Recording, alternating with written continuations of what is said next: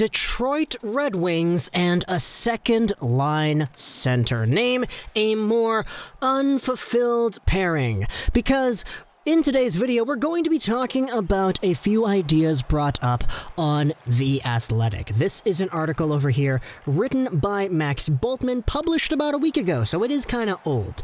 The article entitled is How Can the Red Wings Address Their Second-Line Center Issue This Offseason? But of course, you know the protocol with things like this because The Athletic is paid for content. We're not going to be taking screenshots from this actual article. Instead, we have Spectre Zaki from yesterday, August 28th, to supply us with a summary. This is what we're talking about right here. Max Bultman recently examined possible ways the Wings could address their second-line center position. He suggested Toronto's Alex Kerfoot or Colorado's Tyson Jost as trade options. Nashville's Kyle Turris could be a free agent option if the Predators buy out his contract. So, it's an easy idea here. 3 players, 2 players via trade, 1 via free agency, and the Detroit Red Wings. Let's talk about the value in getting ourselves a second-line center for this team. Because the Detroit Red Wings were one of the worst teams in the NHL's salary cap era when they played in 2019-20. They were very bad. We all know they were very bad. There's only really one place to go from here, and that is up. But last year when they played, they did not have a very good second-line center. In fact, their second line as a whole was kind of whack. They had Valtteri Filppula at center, they had Darren Helm and Sam Gagner over there. It wasn't really all too great when taking a look at the actual on-ice product of the Wings. Now, don't get me wrong, Filppula had 24 points in 70 games this past season, which I guess is not terrible. But it's not the 66 points that he was able to get 8 years ago when he was with Detroit in the first place. However, taking a look at how the Red Wings' depth chart goes, when you take a look at centers, you have Dylan Larkin, obvious. First-line center right there. You have Franz Nielsen, who is also a center, Filppula, who is there, Luke Glendening, who can play center, Christopher N., who can play center, Joe Veleno, who's a prospect, and a few other guys in there as well. Not to mention, you had Robbie Fabry, who ended up playing center and left wing for the Wings on the third line this past season. And now when you take a look at some of these options on what the Red Wings can do to make their team better going forward, a second-line center, a legitimate top 6 player who can play behind Dylan Larkin, seems like it could be all too necessary. So that's why there are a few options brought up here on The Athletic. The first one, let's go over it. It is Alex Kerfoot of the Leafs.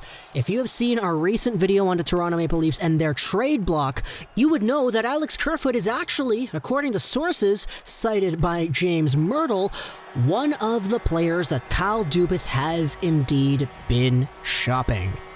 And we know what the Leafs kind of want in return. They want to use this as an opportunity to free up cap space because Alex Kerfoot does have a slightly higher than $3 million cap hit every year for the next few years. So if they make a trade, they're probably going to want a prospect or two. They're probably going to want to pick back. They're probably not going to want actual salary coming back the other way if the Leafs trade Kerfoot. So what the Detroit Red Wings would be getting in a situation like this is an opportunity to take the future and translate that into an asset for the now. And it's not even like Alex Kerfoot is only the now, because he can probably still play on your team for the next 5, 6, 7 years if he wanted him to. He's 26 years old, so he still has some time. And 2 years ago, before playing with Toronto, before playing behind Matthews and Tavares, he actually was a fairly consistent 40-point producer in the NHL in the 2 years he spent with the Colorado Avalanche. So you could debate that on a team where you're playing in the third line, you're playing behind Matthews and Tavares, you're not really being cited as the guy like you were in Colorado behind Nathan MacKinnon. You could debate that there's a lot more to give from a guy like Alex Kerfoot, who posted up 28 points in 65 games this year. It's not the same production he had before. And in Frank, he honestly was pretty okay with Toronto, especially in the play-in series. It's just the spotlight, the talent, all that stuff was not really on him. He was just a third-line center after all.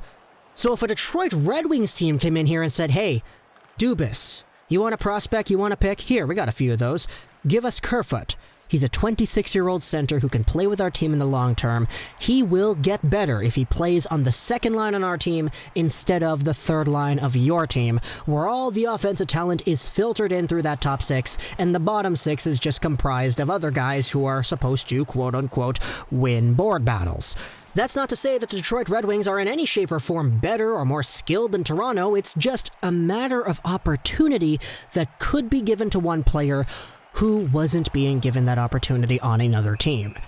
That's also kind of the same argument that we have over here with Tyson Jost, the other name brought up in this Athletic article. He's also related to the Colorado Avalanche, but not because he used to play there, but because he does play there. Out of the two players we're talking about so far, I do believe that Jost is the worse of the two, but Jost is also significantly younger. A former first-rounder in 2016's NHL Entry Draft, Tyson Jost, as a center left-wing player, posted up 3 straight 20-point seasons with the Colorado Avalanche over the past 3 years. He hasn't been given all too much of an opportunity because he plays behind McKinnon and now Nazem Kadri. So, you could debate that a Tyson Jost-like player playing in a second-line role on a bad Detroit Red Wings team could have a lot of value. In fact, this guy used to be a very good point producer with the Penticton Vees in the BCHL and the University of North Dakota Fighting Sioux in the NCAA. It's part of the reason as to why he was drafted so high. But in the NHL, he averages about 12-ish minutes a night on average, playing with the Colorado Avalanche, and you can debate that the lack of ice time is holding him back from really living up to his true potential. I will say that out of the two players we've spoken about so far, Tyson Jost to me is the bigger risk if you want to go after him in a trade, because Alex Kerfoot has already proven that he can be a capable 30-40 point guy in this league. Jost has not. So there still is some room to debate whether or not one would be more valuable if the Red Wings wanted a second-line center than the other.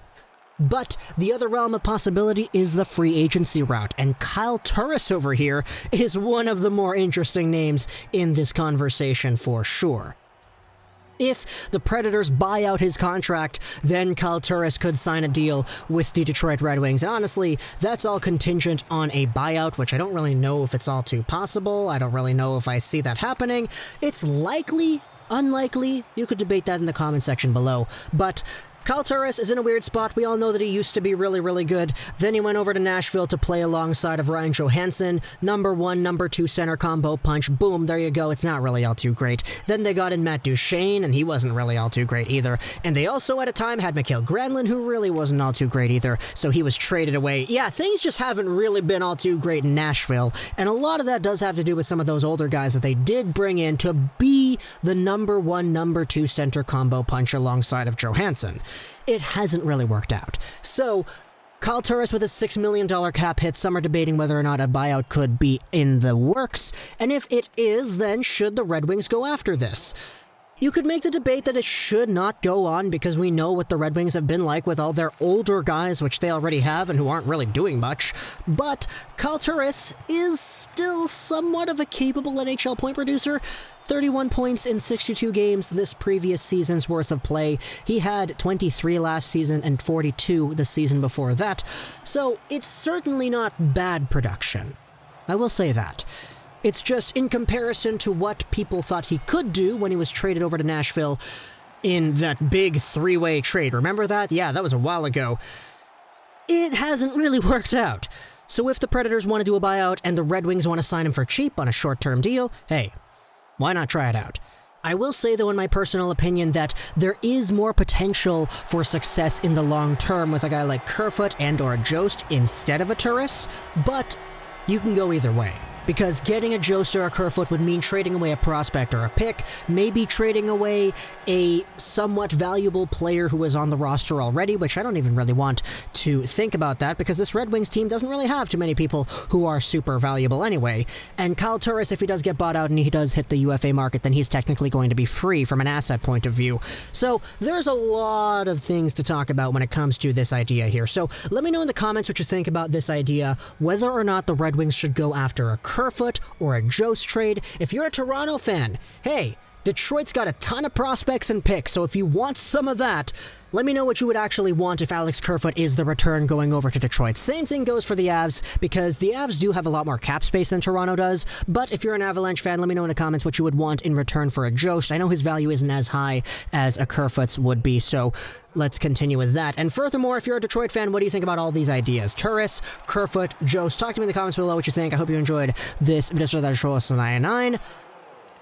And bye.